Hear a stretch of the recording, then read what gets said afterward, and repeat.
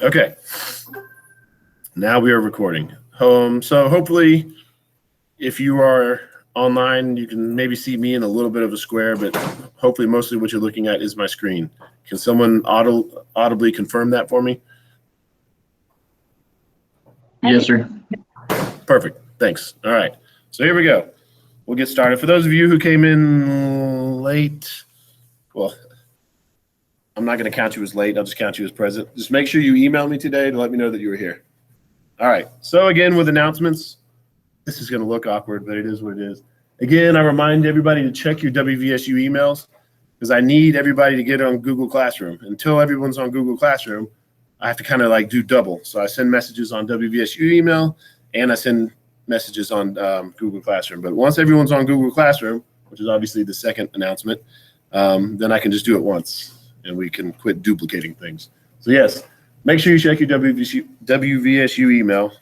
Make sure you get on Google Classroom. And if you don't know how to get it on Google Classroom, I've already sent you an email that shows you how. And if you still need help, just contact me. Visit me during office hours if you need to. And you can visit me during office hours the same way you're visiting me right now, which is you go to, I guess that doesn't work. You have to go to Google Classroom to get that link, but just email me and we'll figure it out. I remind everybody that the lab is due tonight at midnight.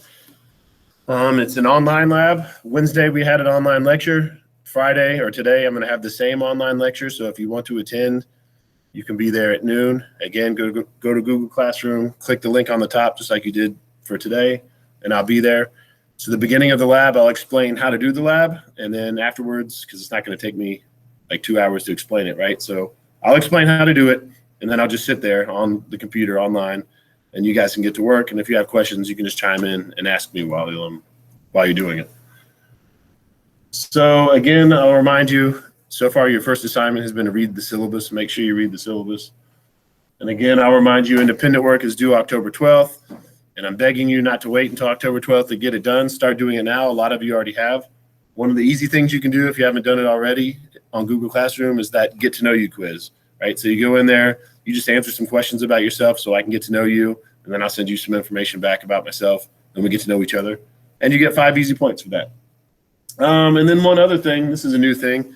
Today after office hours, so at 10:40, I'm gonna go for a brisk little walk. I don't know, I'm probably back behind, what is that place called now? It used to be Shawnee. I guess it still is, right? The sports complex. There's a little trail that goes back there, and then you can walk along the road that goes past towards Dunbar. So I plan on doing that from about 10:40 to 11:40. If anybody wants to come and talk biology and maintain a good social distance, we can do that.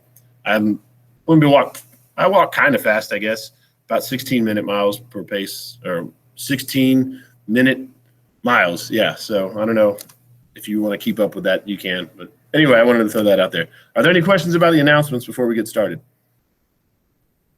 All right, good to go. Let's see. Now I get to fight with the technology again. Okay, and go here. And then, hey, it's working. Okay. So Wednesday, what we talked about was the fact that biology is the scientific study of life, right? That's what you need to know. That's one of the things you need to know for the exam. Biology is the scientific study of life. So from there, we started saying, well, okay, if biology is the scientific study of life, then what are some of the other ways to study life? And we talked about that, and you won't be tested on it, but we talked about the difference between a scientific study versus like philosophy, or history, or art, or religion, right? All those different ways of studying life. And then we really started differentiating when we talked about the process of science. The most important thing you guys need to know for that is the scientific process, right? The scientific method. You need to know it in order. And again, I teach out of this textbook, so know what I taught you. So if you Google it, you're going to find some slightly different version because it's just a general guideline. It's nothing set in stone. There is no science congress where people say, this is how you do it, right? It's not like that. But remember, the first step is observation / exploration. In this class, they're kind of the same thing. Step 2, after you observe something, you come up with a question. Like I was using the urine analogy, right? So that question was, hey, is urine good for plants? After the question comes the answer, but as we call it in the scientific method, the hypothesis, right? Because a hypothesis is just an explanation, a proposed explanation for the question. After the hypothesis comes the prediction, or in real life, you'll have multiple predictions, because a prediction is just a way of testing your hypothesis. It's an if-then statement. So like with the batteries, the batteries on the remote control, remember, the hypothesis was the batteries are dead on my remote. So the prediction was, if I change the batteries on the remote, then it will work. After the prediction comes the experiment. That's when you test your hypothesis. Then that was it. Then we talked about a little bit slightly less important. Well, it's not even on there. We talked about the communication portion when we talked about peer-reviewed journals. And the only thing you need to know about that is you just need to know what a peer-reviewed journal is, not because I'm going to test you, but basically if you see something's been published in a peer-reviewed journal, that means it holds some weight, right? Somebody had to do a little quality check, because anybody can put anything on the internet, but it's a little bit harder to get something published in a peer-reviewed journal. That's the point of that. Then we talked about hypotheses, theories, and facts. I've already explained what a hypothesis is, right? That's a proposed explanation for a question. It's very specific. It's a very specific explanation for a very specific question. A theory is the same. It's just a lot broader. It's a lot more broad. It's still a proposal. It's still an explanation, but it's much bigger, right? It's answering bigger questions. And there was a bolded part on the PowerPoint, which you guys all have access to, that said, theories are broader in scope than hypotheses. And I put that in bold because out of that whole slide, that's what you need to remember for the exam. Theories are broader in scope than hypotheses. And then finally, we talked about facts. And facts are basically the opposite of opinions, right? It's something we can verify. It's something we can measure. Facts are what we need for science, but it's not the ultimate goal of science. And I used my own personal example of my study that I did on watermelons. So I came up with I looked at gene expression of these watermelon plants, and that's a lot of facts. This gene was expressed this much, that gene was expressed that much. That's a lot of facts, but that in itself is useless, right? So yeah, I have those facts, but what science really is taking these facts and explaining stuff with it. And then your book also used the example of Einstein, Darwin, and Newton, because they came up with a lot of facts, but big deal. The reason they're so famous is because they explained such big things. And that's where we left off. So does anybody have any questions of where we've left off? Okay, and also, I've been having problems recording, but I actually did get a lecture recorded from what I just talked about. And now I'm just having problems getting it edited and posted, but it will be up there. So if you missed the first lecture, just hold on, it'll be up there eventually. And as Jason knows, if you missed the lecture, you can just come to me at office hours and I'll just redo the whole lecture, just you and me. I don't care. I'm here for you. We'll get it done. But all right, if there's no questions, let's get back to this. Like I said, we're talking about the process of science still a little bit here. And the last thing we left off about was, other than theories and facts, we were talking about experiments, right? We said that is a step, but we didn't really get into what an experiment is. So let's get into that. Now, this is going to be very valuable information, but I'm not going to test you much on this little bullet point, because experiments are what you're going to get hands-on experience with in lab. So there's going to be very few questions about this. But let's go through it anyway. To investigate a hypothesis, scientists run tests multiple times with one factor changing and all other factors held constant. So I'll use, again, the example of my friends peeing in the yard, right? My hypothesis was that urine is good for grass. So I could run one experiment where I say, you pee on that, pee in that part of the grass. And then I look at how the grass is, and then I say, okay, now stop peeing on it. That's one experiment. Another one I could do is say, okay, like Jason was telling me yesterday, he had another idea. It's like, all right, well, you drink this and you drink that, and then you guys pee on the grass, right? So then you've just changed one factor. But again, I'm not going to get too much into this, because throughout the semester, I'm going to give you so many examples of real life studies and a bunch of pseudoscience that's out there. And I'm going to show you why it's pseudoscience. And usually this is one of the reasons here. Usually they haven't changed more than one factor. So I'm not going to beat a dead horse on it right now, because like I said, you're going to get this all semester, and I'm not going to test you on it. So first, there's some words you need to know, you need to understand for lab and for the rest of the semester, because I'm going to be using these words. So again, I won't test you on them, but you need to know them. The first word is variable, and that is a factor that changes in an experiment. And again, I'm going to come back to this throughout the semester, so bear with me as I kind of go quickly through it. A controlled experiment is the one that compares two or more groups that differ in only one variable that the experiment is designed to test. So if someone says they have a cure for COVID, this is what they would do, right? They would have two groups, both of which would be people who have COVID. One group would get the medication, and the other group wouldn't. And we'll talk about that here in a second too. So that little example gives you an idea of what a controlled experiment is and what a variable is. And in that experiment, the variable would be, did they get the medication or did they not? Any questions so far? Okay. The control group in this experiment lacks or does not receive the specific factor being tested. So in my COVID example, the control group would be the people who did not get this medication. The experimental group has or receives the specific factor being tested. So again, in my COVID analogy, the experimental group would be the people getting the treatment. So again, your book goes into really good detail, and I think this is good to know, that even in the labs, we don't really get this detailed because none of you are science majors, right? So it's good in a way for you to understand this. So when you're reading studies and someone says, hey, look, if you rub this essential oil on this crystal and then dust it with Himalayan sea salt and then shove it up your nostril, that'll protect you from COVID. And they're like, look at the study. And then hopefully now, by knowing this kind of stuff, you can blow that pseudoscience out of the water, right? So again, you don't necessarily need to apply this, but hopefully you understand how it works so you can understand pseudoscience when you see it. Then there's something called the independent variable. That's the variable whose change is not affected by any other variable in the experiment. So in this case, in the COVID situation, that would be the medication itself, right?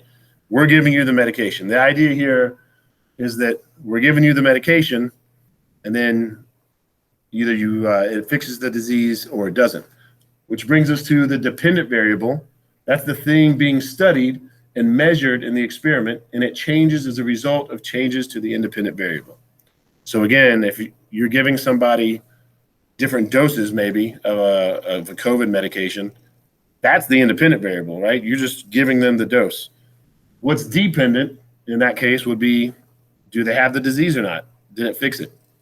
Because them having the disease or getting cured is dependent on how much medication you gave them. Does that make sense? Everybody good so far? Okay. And again, these are all things I'm going to talk about throughout the semester. These are all things that you're going to get experience with in the lab. Another way to put it, and I don't think this is in your book. I think I came up with this. I don't remember. It's been a couple semesters, but another way to say it is the independent variable is the cause, and that's what you change, and the dependent variable is the effect, and that's what changes because of the independent variable. So again, you change the dosage of the COVID medication, right? That's the cause, and the effect is how did it affect the people who were sick with COVID? We're good so far? Okay.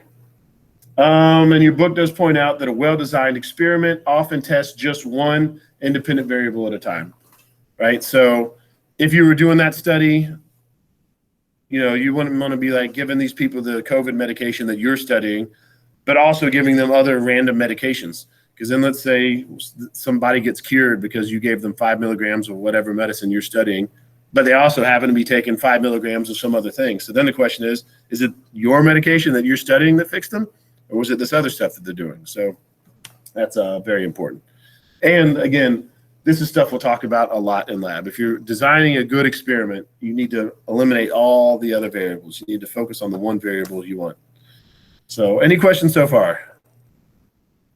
All right, move on. I'm going to go through this pretty quickly too, because again, I'm not going to test you on this, and because to me, the purpose is you should need to know this so you can recognize pseudoscience and fake news when you see it. So because of that, I'm going to be talking about it all through the semester. But here is a word you should know. In a medical drug trial, which is kind of like the example I've been giving with the COVID thing, that has something called a placebo. A placebo is a medically ineffective treatment. So again, with this COVID analogy, like I said, you'd have the one group who's getting the medication, But you would also have another group. You wouldn't just tell them, we're not giving you medication. What you would do is you would give them a placebo, which is not the medication, but they don't know that. They know they're getting something. They just don't know if it's the placebo or not. Same thing with the people who are actually getting the medication. They don't know if they're getting a placebo or if they're getting the medication. Which brings us to, yeah, I've already said that. That allows the placebo group to serve as a control group. And typically, placebo group does not know they're receiving an effective substitute, like I just said. That brings us to what I was about to say. The experiment that I just described, that hypothetical COVID experiment, that is something you would call a double-blind experiment, where the participants nor the experimenter knows. Whoa, I'm missing something. In the double-blind experiment, the people with COVID, in that analogy, they don't know if they're getting the placebo or not. And also, the doctors who are giving the treatment, they don't know either. Because what you're trying to do there is eliminate bias, right? Because unfortunately, I mean, science is self-correcting and it's supposed to be without bias, but we're all humans. So, you know, people might have some sort of subconscious reason they want this thing to succeed. So that's what a double-blind experiment is. And again, we'll talk about all this stuff throughout the semester. So I'm going to just go through it for now. Any questions? All right. So like I said, on day one, every chapter you have, or in every chapter, there's something called the chapter thread. Every chapter is going to include something called this, the process of science. And I highly recommend reading it because it's a great example of the scientific process in action. And it's always the true story. But I'll never test you on it. And therefore, I'm not going to cover it, especially now because our semester is a week short. So I'm going to skip through that. You'll never get tested on it. There are questions about this on the study guide, just because I want to get your brain muscle working, right? So yes, you'll be asked questions on the study guide, but you will not have questions about these on the exam. So yeah, let's just skip through that. So if you do read it, excuse me, and you do have questions, ask me sometime outside of class. Like, excuse me, shoot me an email or call me or come to office hours, but I don't want to waste class time talking about it. All right, so this brings us to what I've been talking about a lot, right? I keep saying pseudoscience and stuff like that. To me, this is a very important bullet point. As far as the exam is concerned, other bullet points are a little bit more important, but as far as real life is concerned and why you're taking Bio 101 and why you're getting a bachelor's degree so you can think for yourself and be a critical thinker, that's this bullet point right here. Let's talk about evaluating scientific claims. And I'm going to give you so many of them this semester. There's so much junk, so much pseudoscience out there, especially on social media. So I'll give you some examples. But all right, pseudoscience. I keep using this word. Let's define it. And that might be on the exam. Pseudoscience is a field of study, which I think is a stretch, even calling it a field of study, that is falsely presented as having scientific basis.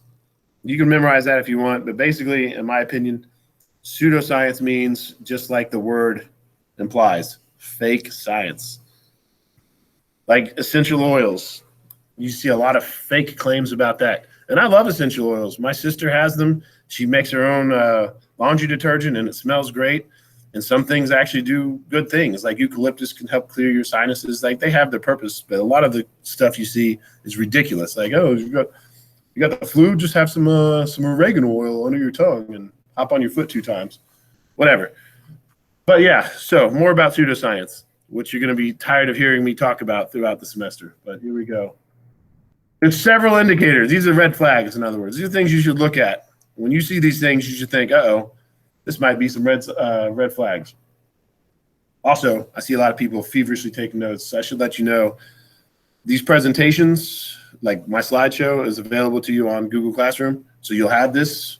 You can take notes if you want. I always did. That helped me remember it. So even though it's there, you can write it down. And also, this is being recorded. So you'll have access to the actual PowerPoint and video of this lecture. But anyway, let's talk about these red flags. Number 1, anecdotal evidence. And that is based on a single or a few examples, and it doesn't support the generalized conclusion. A great example of that is vaccines. You have a lot of anti-vaxxers out there, and it's because anecdotal evidence is so strong, right? Imagine if you knew somebody who had a vaccine injury, right? Got really sick, maybe perhaps died. Even if that's just one person, if you knew them, right, that's very personal. That's very emotional. That's going to stick out in your brain. So you might know somebody who died from a vaccine, probably not died, but you might know somebody who got a vaccine injury, right? So you're like, what? Vaccines are so dangerous. And then I could show you so many studies like, look, yes, it happens, but look how very rarely this happens. And I could give you study after study after study. But for you, it doesn't matter, right? Because the anecdotal evidence is so strong. It's useless, not useless, but it's almost useless, but it's so strong. That's why anecdotal evidence is just so dangerous. Like I see stuff about masks, like, oh, I know somebody who wore a mask and they got a rash. Like, first of all, the rash isn't that bad. And second of all, so many people wear masks and don't get rashes, right? But again, for them, they have that anecdotal evidence. They saw it, and it doesn't matter what the studies say, they have their anecdotal evidence. So that's something to keep in mind. The source of the information is always very important. I read something, and I wish I could remember. It's been a couple of years now. It was something about fake meat. They were talking about the new, not new anymore, but it was new at the time. You know that Whopper that's made from non-meat? They were talking about that, and it was like this Dr. So-and-so, who's listed all these reasons why it's bad, why this fake meat is bad for you. And the first thing I looked at was actually the source of the information. And I looked him up, and sure enough, he was a doctor, but he was a veterinary doctor. I was like, well, this is interesting. That doesn't discredit him from knowing what's good and bad for you. But it turns out he was like some sort of official veterinary doctor for some cattle group. Like you guys have heard of lobbyists, right? So there's some sort of cattle lobbyists who are obviously going to be against fake meat, and he was their doctor. So I knew from there that this was obviously, he was biased, right? His job was at risk because he was a cattle veterinarian. So if people are not buying cattle, people aren't raising cattle, and therefore he's out of a job. So the source of information is so important. Or if like I have some crazy relatives who are very anti-vax, and they'll post something like, look, here's another story that shows why vaccines are so bad. And then you just look at the source because they're doing it on Facebook. It's like, anti-vaxmoms.com. Like, yeah, of course they're going to say that. Show me something from, the Oxford Journal or the New England Journal of Medicine, right? Source of information is very important. The next one, is it peer reviewed? Is it from a company trying to sell you something? That's sort of like what I was talking about, the beef thing with Burger King. They're not trying to sell you something. They're trying to not sell you on something. But here's the table you could look at too. I'm not going to get into it. It's in your textbook. It's on my slide, but you can read it. But again, to me, this is one of the most important things you're going to learn in this semester, because at the end of it, in my opinion, this is what you need to know more than anything else. Like, I'm going to teach you how photosynthesis and respiration work. And in a year from now, you probably won't remember all that. That's okay.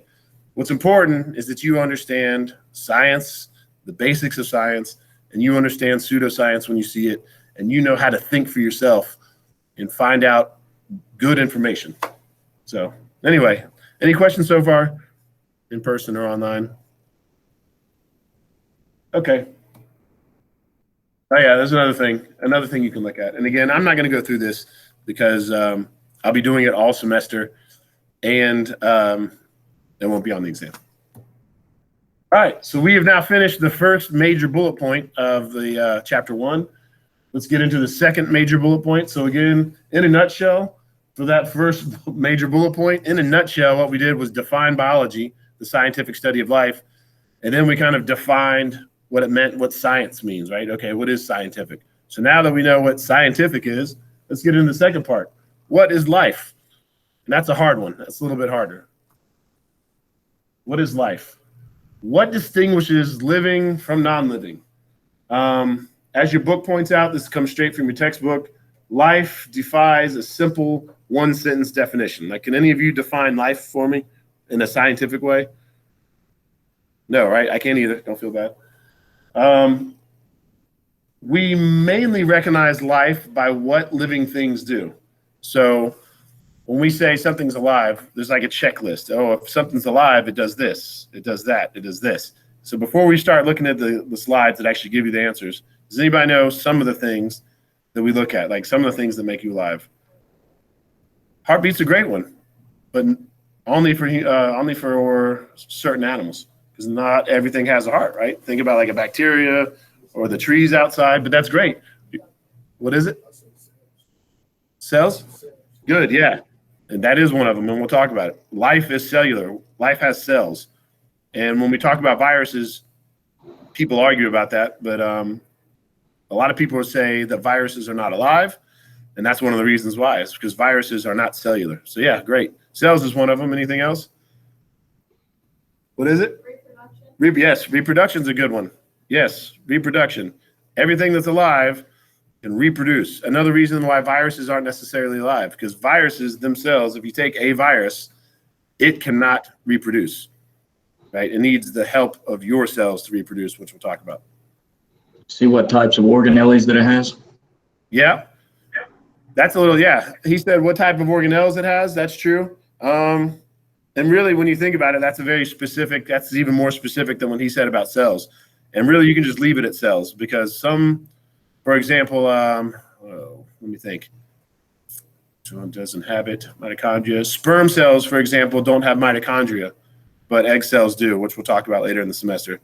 So that could just distinguish the different types of life. But as far as is it alive or not, cellular, we'll just leave it at cellular. Here's a list. And again, the chapter thread was sea turtles, so there you go. And we've already said some of them, but let's talk about this one right here. Order. Order is apparent in many of the turtles.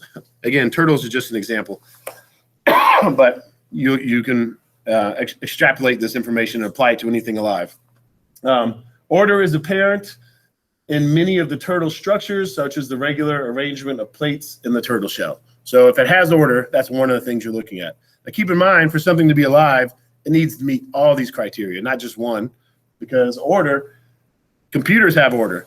Even if you've never seen this laptop that I have in front of you, and I showed it to you, I beg, what is this? You go, that's a computer. Like, it could be brand new. Like, Dale may have just sent it to me and no one else has ever seen it. You know what it is, right? Because there's a certain order to what computers look like, and you just know that it's a computer. The same with life. Like we've already said, like any large organism, the body of a sea turtle is made of trillions of cells. So cellular, if it's alive, it is cellular. Sometimes it's multiple cellular, right? Like they said with that sea turtle, sometimes it's a bacteria and it has one cell. Growth and development. So things that are alive, they grow and they develop. And in this case, the turtle grows into a mature adult sea turtle. And for them, it takes decades. Speaking of which, hold on. Growth and development is one of the things we will actually talk about in this semester. So this is kind of like a preview of what we're going to talk about, because biology is the scientific study of life, right? So we're going to study what it means to be alive, and that's one of them. Growth and development, we'll talk about. Energy processing, that's a really important one. We're going to have a whole exam on that. Chapters 5, 6, and 7 is all about energy processing. In a nutshell, the sun provides all the energy, but when you guys need energy, what do? Other than sleep? You eat, right? You eat for energy. But the sun provides all the energy. So if you need energy, can you just get naked and go outside and catch rays? No, right? You might get a little bit of adrenaline from doing that, but that's not how it works, right? Because the energy needs to be processed. We need to switch the solar energy into other forms of energy that we can use, i.e. food. And we'll talk about that. And again, other things do this too, right?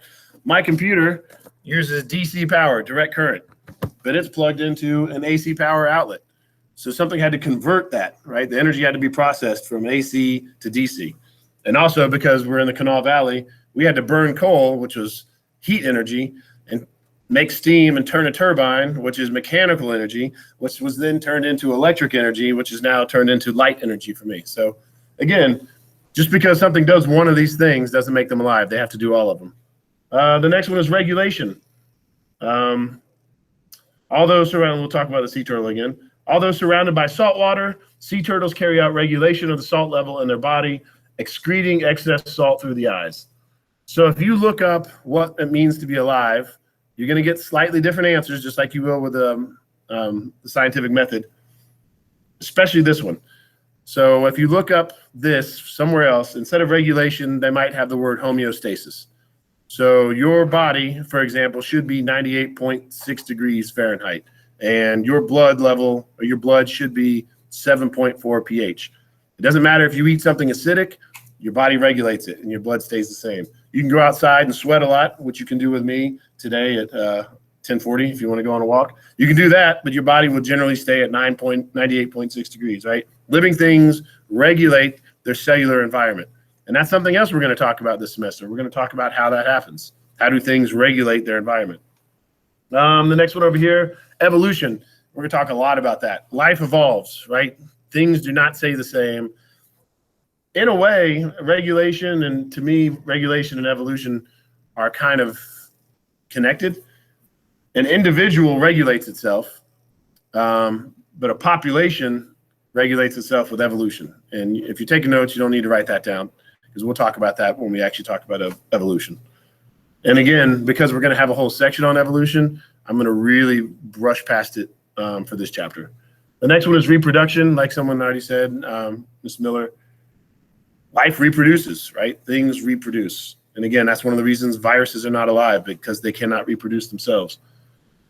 And response to the environment. And to me, the response to the environment and regulation, they're very similar.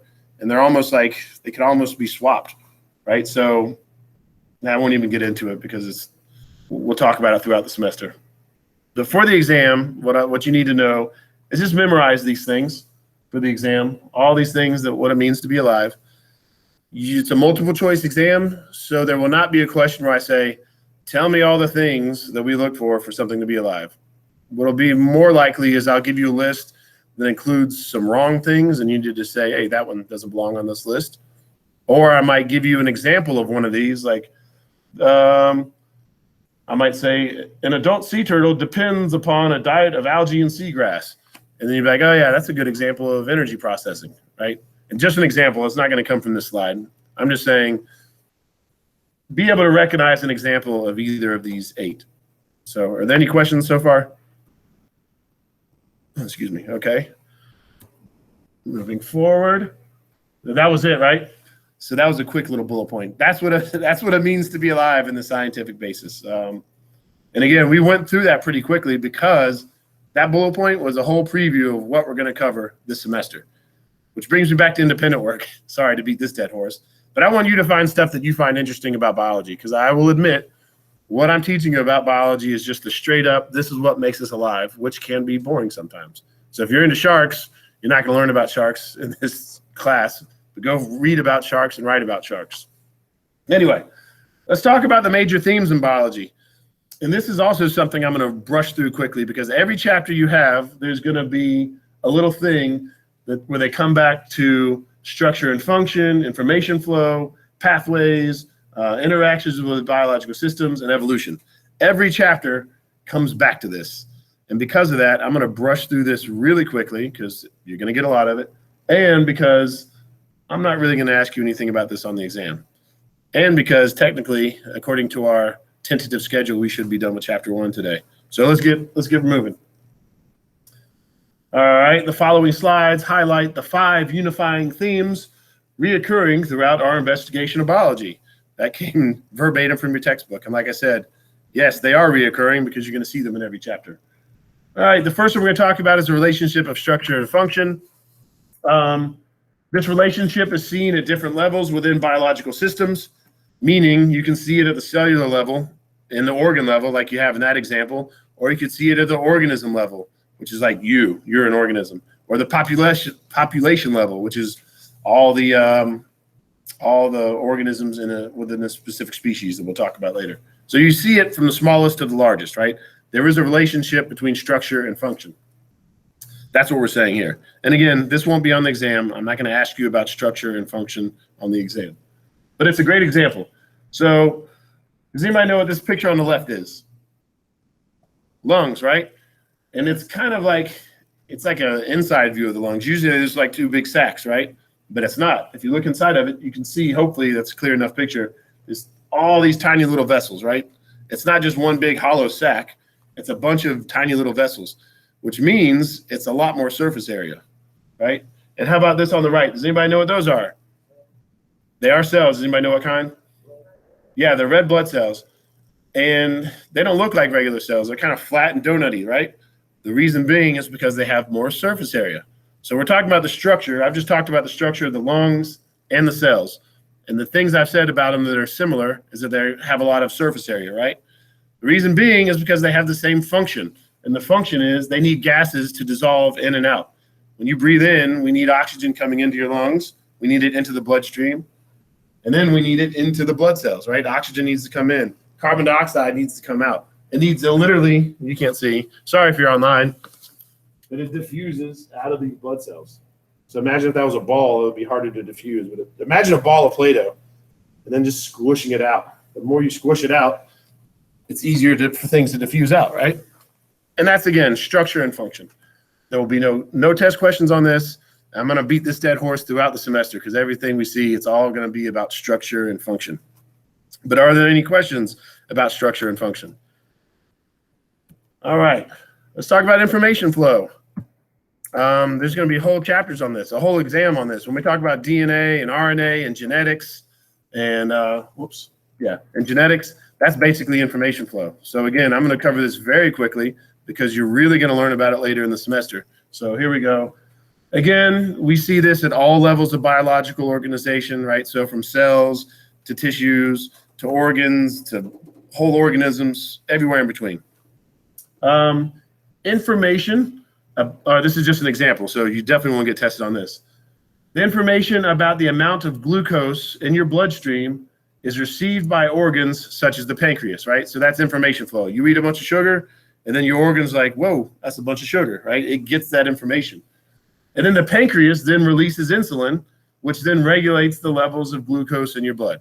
So that's just one example of how when you take something in or something changes, that information goes, right? Information goes from cells to cells or from organs to different systems.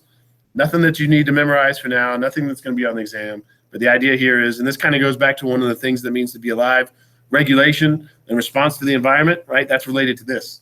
It's information flow. If you get cold, what happens? You get chill bumps, right? That was information flow. Like your body said, oh, it's cold. And then your cells say, oh, we should make chill bumps, which we'll talk about later in the semester too. Sorry. So are there any questions about information flow? Again, it won't be on the exam. There are questions about it on the study guide, again, to get you thinking about it, but it won't be on the exam. All right. Pathways that transform energy and matter. That's all of exam 2. That's all about energy processing. So again, you can see how this is related to the last thing we talked about. This is all about energy processing. Life requires energy. That's one of the things. That's another way of saying energy processing, right? We need energy to live. Without energy, there is no life. Most ecosystems are solar powered. As far as we're concerned in this class, all ecosystems are solar powered. There are very few exceptions. And if you want to for independent work, actually, yeah, let me say that. Independent work is always optional as to what assignment you have to do. But I challenge you, especially those of you who haven't done any independent work, answer that question for me. Which ecosystems are not solar powered? You can find it. It'll take you 2 sentences. The ecosystems, according to blah, blah, blah, blah, blah, the ecosystems that are not solar powered are blank. You send me in 1 sentence or 2 sentences. You're not going to get many points, but at least you'll get points and you'll understand how I grade. So I challenge you to do that if you haven't done any independent work yet. Anyway, most ecosystems are solar powered.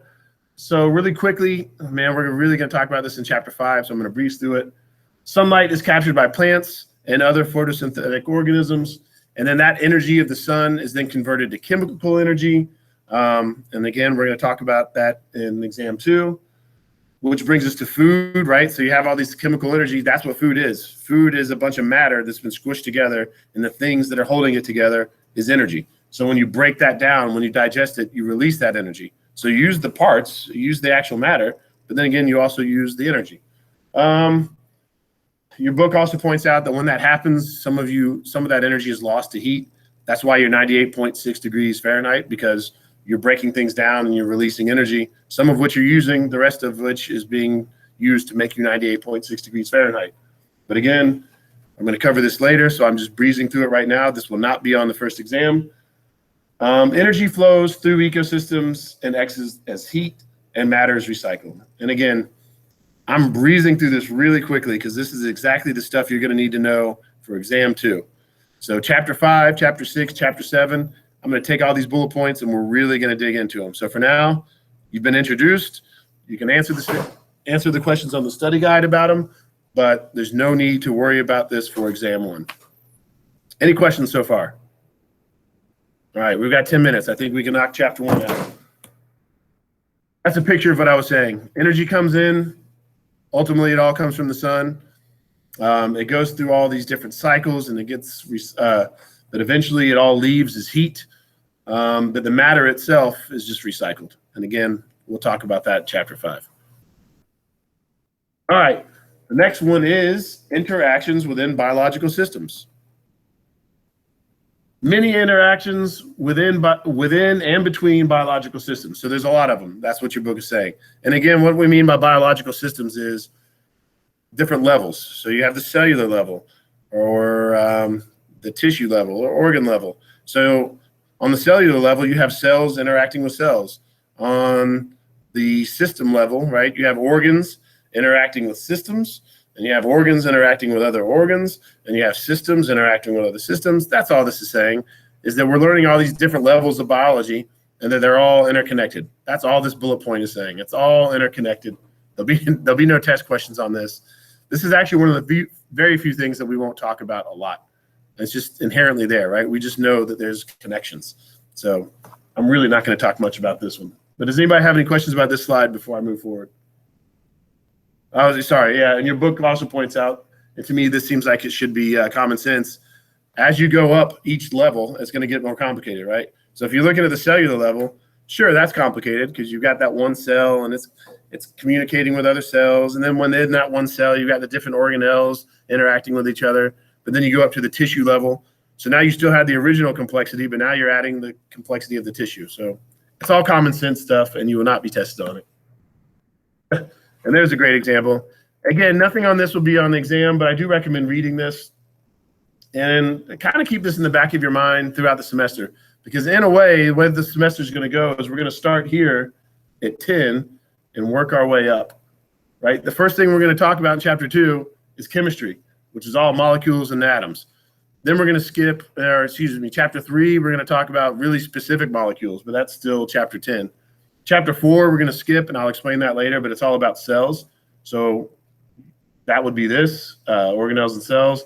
This is not an anatomy and physiology class, so for the most part, we're going to skip tissues and organs and all that. But eventually we will get to organisms and populations and communities and ecosystems in the biosphere. So this is basically a roadmap of what we're going to do this semester. Nothing that you're going to be tested on, but just something to keep in the back of your mind. Any questions on this slide? All right, good to go. Now the last one, evolution. And again, everything on here, we're going to come back to every chapter, but then also we're going to have a whole chapter itself on evolution. So again, I'm going to go through this quickly. Your book provides a lot of information, none of which you're going to need for the first exam. You're going to need this for the third or fourth exam. I forgot which. All right. Life is distinguished by its unity and diversity, which basically means everything alive, obviously, is very different. You are very different than a bacteria. You are very different than an elephant. You are very different than a dog, right? Everything is very different. However, when you get through the semester, you'll see that also things are also very much the same. And that is one of the themes, like the book says, that keeps biology together, so to speak. So the evidence for this, for the reason that we're so diverse, but also have that unity, is similarities among and between fossils and living organisms, which we'll talk about in the evolution chapter, common cellular processes, which we'll talk about throughout the semester, universal chemical structure of DNA, which we'll talk about throughout the semester, and also have one whole chapter on DNA. And the explanation for this unity and diversity is evolution. And your book defines evolution as the process of change that's transformed life from the earliest forms to the vast array of organisms living today. If you're taking notes, don't write that down because we're going to have a whole chapter on it. So from now, I just want you to have evolution in the back of your mind, and we'll talk about it throughout the semester. But you're not responsible for knowing about evolution until we get to the evolution chapter. And your book goes on and on about it in chapter 1. Why? I don't know, because it's going to repeat itself in chapter 13. Each species represents a twig on a branching tree of life that you're going to learn about later, the tree of life. Evidence can be used to generate an evolutionary tree, which you're going to learn about in chapter 13. Species that are very similar share common ancestors at a relatively recent branch point on the tree of life. So humans and chimpanzees, for example, we have a recent ancestor. We didn't come from chimpanzees, but we have a recent ancestor, as opposed to humans and horses. Our recent ancestor is much, or not recent, our ancestor, common ancestor, is much, much longer, farther away. And the example of that is right here. You can see right here how this breaks down. You do not need to know this for the exam. This is just a great example of what a tree of life looks like. So you can see humans, well, let's see, like these two types of turtles have a more recent common ancestor than a loggerhead and a green turtle, or a loggerhead and a leatherback, or a loggerhead and a crocodile, right? Each one of these little dots represents the most recent ancestor. And the farther away it goes to the left means the farther away it is in time. That's all that means. And again, you're going to learn about that in chapter 13, so not much for me to say about it now. Again, yeah, you can read this if you want. We don't have time for it. I'm not, again, you're not responsible for any of this on the exam. Yeah, so we did it. That's the end of chapter 1. Does anybody have questions on chapter 1? All right, so for you two new people, or anybody hearing me for that matter, I'll send you an email to try to catch you up. If you don't get an email from you by Saturday, email me, because that means something went wrong, and I want to make sure you're caught up. And for the rest of you online, I should have already have emailed you with stuff, but if for some reason I haven't, email me and we'll catch you up. So if no one has any questions, that's it. I'll see you guys on Monday or online today if you want to come to the virtual lab. Noon.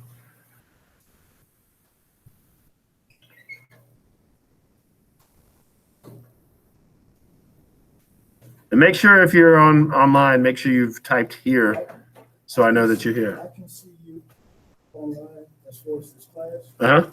but it's like said, basically the message said, I'm gonna put something up here. You know, something to be up here and just keep watching basically. Yeah, yeah. There's nothing to click on. Yeah, well, yeah. So what you'll do is once I get you added to Google Classroom, at the top of the page is a little thing that says Google. Well, I'll just show you. Actually, I'll put it up there so everybody can see it. Let's see.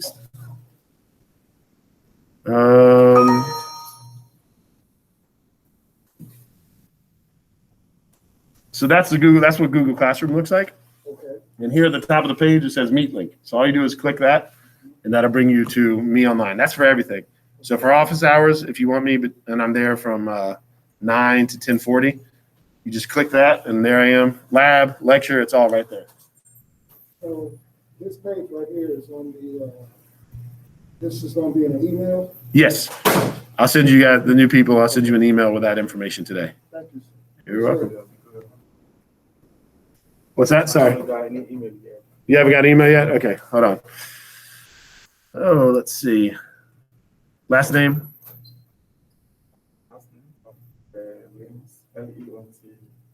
Oh, okay. Can you do me a favor and send me an email? Do you have my email address? Okay. Here. Leave it on? Yeah. All right. We've got to get the AC fixed. It's 74 degrees in here. Oh, no, keep that down. I'm just going to write my email for him. And then, okay.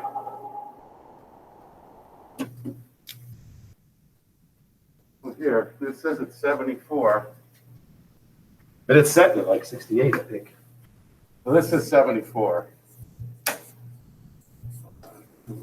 Oh, you're right, it's set at. But you know, normally it's not too bad, but when you have a mask on. The problem here is that we're now into the situation with, I'm going to pull that.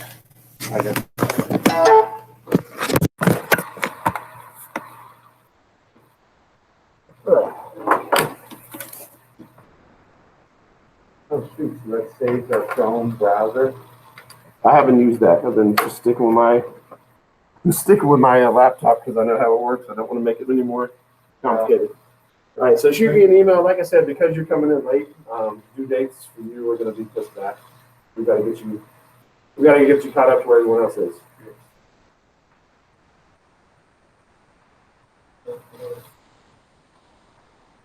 Did you guys have questions? Will it follow you to office hours or talk to you? You can't talk here at Vasilios. Oh yeah, we're running out of time, huh? Yeah, well, I'm trying to Yes, yes. set so that I'm ready when the 6th enter. I got you.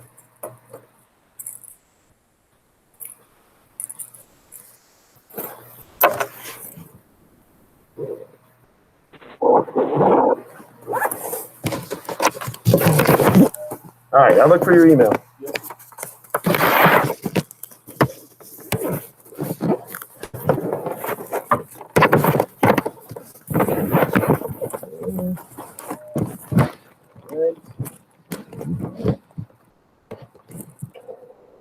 There we go.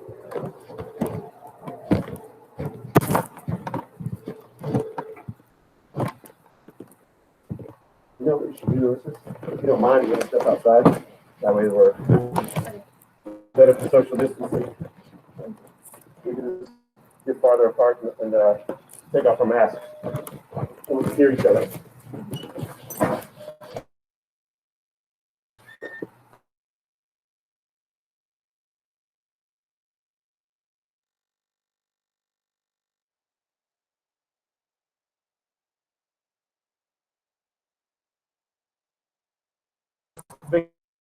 Because, only because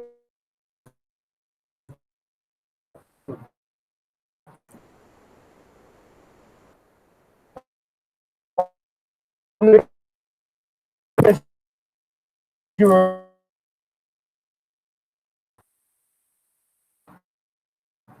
With this, we are gonna raise.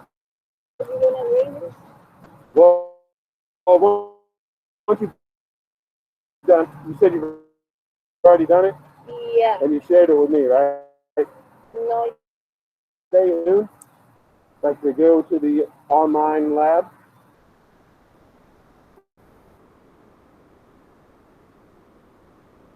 You know, we can see each other online, and I'm going to explain the lab to everybody who's there. And then at that point, if you still have questions, you can let me know. Okay. And then also, I don't know, you know how I can present my screen when we're online? You can do the same thing. We can meet, and you can show me your screen, and I can give you some feedback. Does that work? All right. Thank you very much. You're welcome.